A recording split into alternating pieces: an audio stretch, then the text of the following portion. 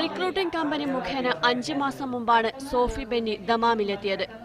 മറ്റൊരു സ്പോൺസറുടെ കീഴിൽ ജോലി ചെയ്യുകയായിരുന്ന ഇവരെ അബ്ദുൽ അസീസ് എന്ന സ്വദേശി 24,000 റിയാൽ മുടക്കിയാണ് സ്വന്തം പേരിലേക്ക് മാറ്റിയത്.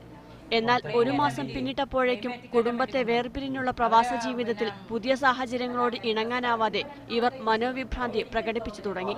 മനോനില തെറ്റിയ സോഫിയ കൂടിയ അളവിൽ മരുന്ന് കഴിച്ച് ആത്മഹത്യാശ്രമം നടത്തിയതിനെ തുടർന്ന് പോലീസിന്റെ സഹായത്തോടെ ദമാം സെൻട്രൽ ഹോസ്പിറ്റലിൽ അഡ്മിറ്റ് ചെയ്തു. ആശുപത്രി ജീവനക്കാർ വഴി വിവരമറിഞ്ഞ് സാമൂഹ്യ പ്രവർത്തകർ വിഷയത്തിൽ ഇടപെട്ടു. നാട്ടിൽ ബന്ധപ്പെട്ടപ്പോൾ വർഷങ്ങൾക്ക് മുമ്പും ഇതുപോലെ മാനസികാസ്വസ്ഥത പ്രകടിപ്പിച്ചിട്ടുണ്ടെന്ന് അറിയാൻ കഴിഞ്ഞു. മകൾ എംബസിക്ക് വിവരം കൈമാറുകയും തുടർ ചികിത്സയ്ക്കും മറ്റു നടപടികൾക്കുമായി എംബസി സാമൂഹ്യ പ്രവർത്തകൻ ഷാജി വയനാടിനെ ചുമതലപ്പെടുത്തുകയും ചെയ്തു.